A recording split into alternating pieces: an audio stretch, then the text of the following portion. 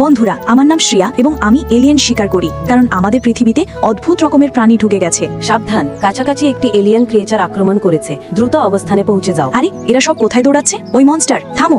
আমরা মানুষ তোমাকে এই পৃথিবীতে থাকার জায়গা দিয়েছি, আর তুমি আমাদেরকে মারছো। থামো একটু, আমি তোকে এখনই দেখছি। এতে আমার কোনো দোষ নেই, সব দোষ তার।